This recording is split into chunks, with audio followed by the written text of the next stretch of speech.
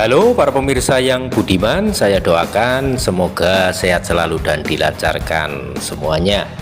Kali ini admin akan membahas terkait pesawat tempur MiG-17 Fresco yang berada di alun-alun Banyumas.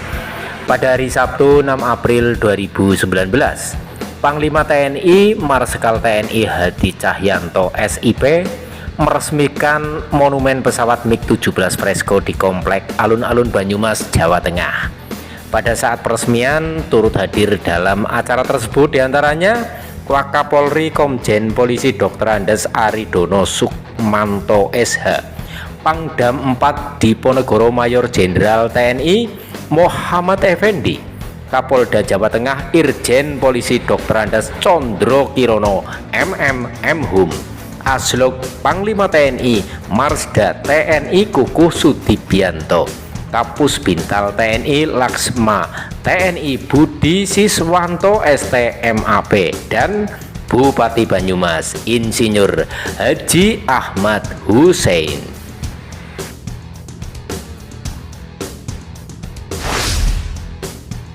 MiG-17 Fresco merupakan pesawat tempur legendaris TNI Angkatan Udara asal Rusia. Pesawat TNI AU ini digunakan pada tahun 1960-an dan 1969-an.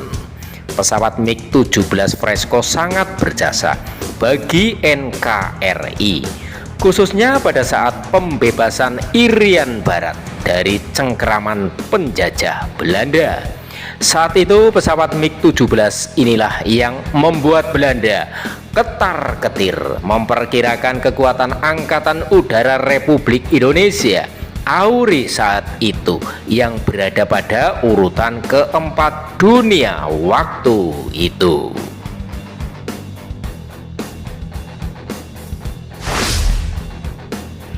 Uni Soviet menciptakan Mikoyan Gurevich MiG-17, juga dikenal sebagai Fresco dalam pelaporan NATO, sebagai peningkatan dari MiG-15. Awalnya digunakan dalam pertempuran di langit Vietnam setelah diperkenalkan pada tahun 1952. Pembuatannya terutama ditujukan untuk memperbaiki beberapa kekurangan MiG-15 seperti ketidakmampuannya untuk mengendalikan pada kecepatan tinggi. MiG-17 memiliki aerodinamika yang lebih baik, mesin yang lebih bertenaga, dan tangki bahan bakar yang lebih besar. Kemampuannya akhirnya dimodifikasi untuk tugas serangan darat, tetapi tujuan awalnya adalah untuk berfungsi sebagai pencegat ketinggian tinggi. Selain diekspor secara luas, pesawat ini bertugas dalam beberapa pertempuran di luar Vietnam, seperti Perang Saudara Nigeria dan Perang 6 Hari.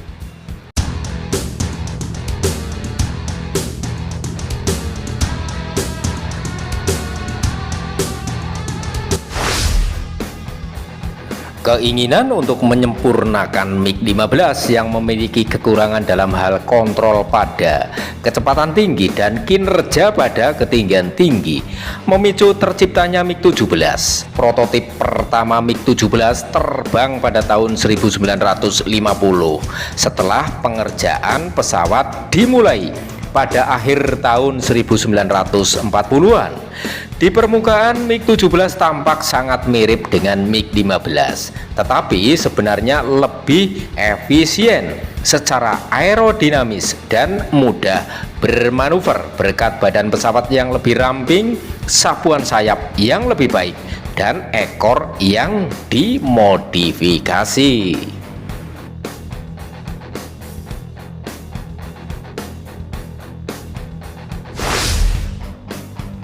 Klimov VK1, mesin yang lebih bertenaga yang memberikan kecepatan tertinggi sekitar 1150 km per jam, merupakan kemajuan desain yang besar.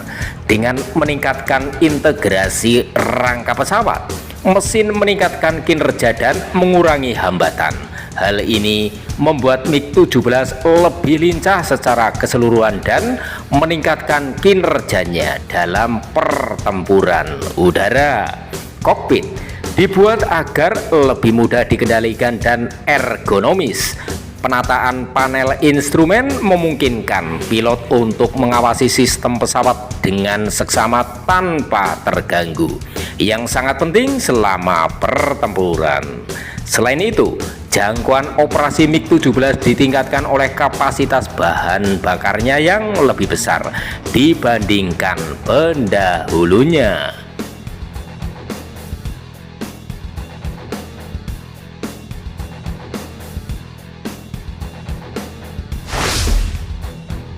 Namun satu kelemahan desainnya adalah tidak adanya sistem radar dan avionik yang canggih yang membatasi kemampuannya untuk beroperasi dalam segala kondisi cuaca dan di malam hari. Namun rangka pesawatnya kuat dan mampu menahan kerusakan yang signifikan dalam pertempuran, yang membuat pilot menyukainya. Dari tahun 1950-an hingga 1970-an, MiG-17 menunjukkan kehebatannya dalam sejumlah pertempuran dan menjadi andalan bagi banyak angkatan udara di seluruh dunia.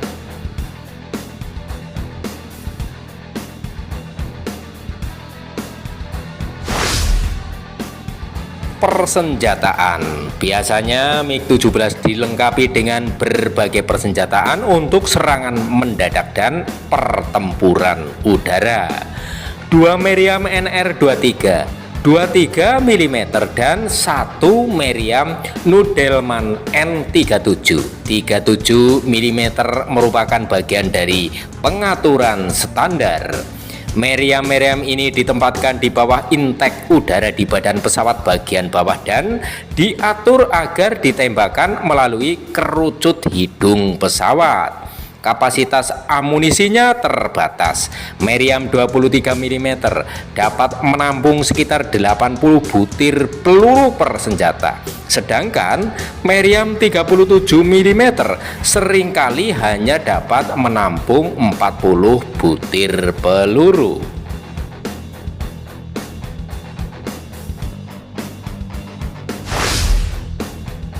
Sepasang rudal K-13 AA-2 Atoll yang merupakan replika Soviet dari AIM-9 Sidewinder Amerika sering dibawa oleh versi MiG-17 yang dimodifikasi untuk membawa rudal udara ke udara. Mengingat bahwa MiG-17 pertama kali dikembangkan sebelum penggunaan rudal secara luas dan tidak memiliki sistem radar canggih untuk akuisisi target. Penting untuk dicatat bahwa kemampuan rudalnya tidak secanggih pesawat yang dibuat di barat pada saat yang sama.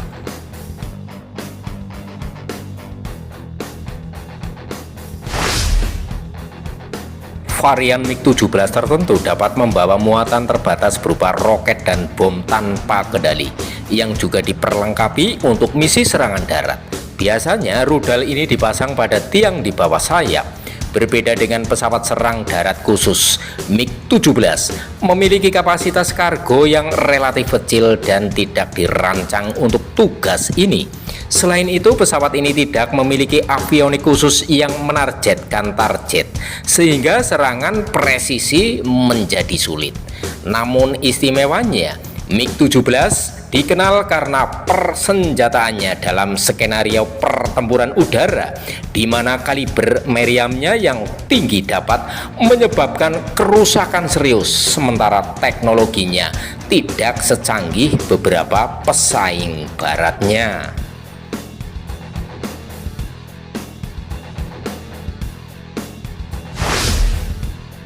Sejarah operasional MiG-17 Fresco Perang Vietnam merupakan salah satu konflik paling menonjol yang melibatkan penggunaan MiG-17.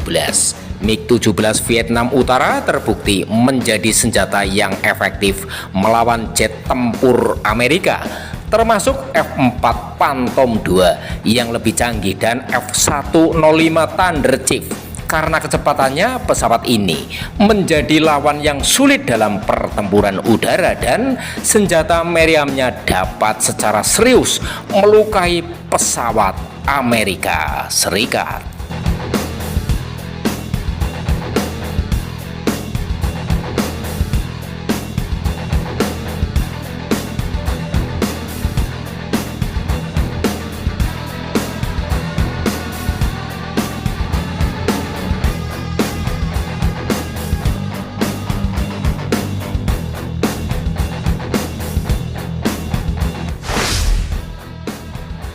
beberapa angkatan udara Arab menggunakan MiG-17 melawan Israel selama Perang 6 Hari 1967, salah satu pertempuran di Timur Tengah. Meskipun demikian, pesawat dan strategi Israel yang lebih kontemporer seringkali mengunggulinya dalam situasi ini. Dalam hal yang sama, pesawat ini mengalami kerugian yang signifikan selama Perang Yom Kippur pada tahun 1973.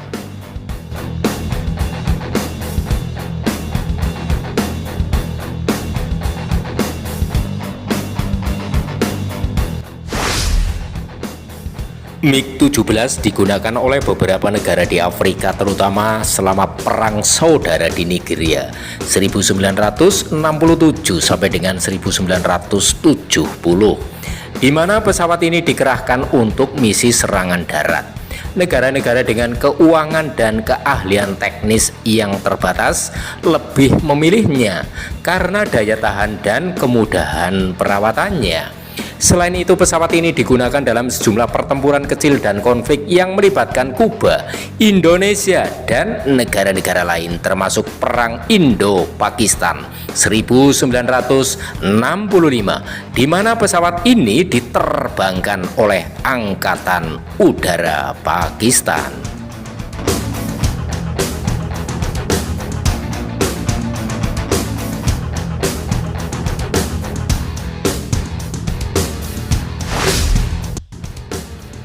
Ketika pesawat yang lebih canggih seperti MiG-21 dan MiG-23 mulai beroperasi, MiG-17 Uni Soviet sebagian besar diturunkan ke pelatihan dan misi sekunder setelah penggunaan utamanya sebagai pencegat. Meskipun demikian, pesawat ini diekspor secara luas dan digunakan oleh lebih dari 20 angkatan udara negara di dunia. MiG-17 sebagian besar dianggap ketinggalan zaman pada tahun 1980-an, sementara negara-negara tertentu terus menggunakannya untuk tujuan khusus atau karena tidak ada alternatif yang lebih baik.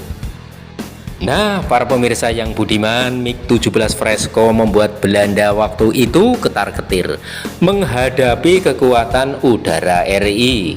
Semoga dengan adanya monumen pesawat MiG-17 Fresco di alun-alun Banyumas ini menambah kebanggaan masyarakat terhadap TNI Angkatan Udara dan kecintaan terhadap tanah air, serta menjadi inspirasi bagi generasi muda.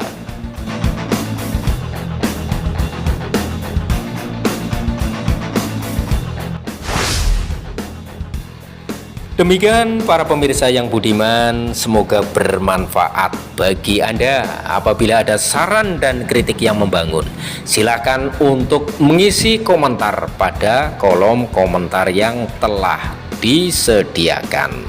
Terima kasih telah menonton videonya sampai dengan selesai.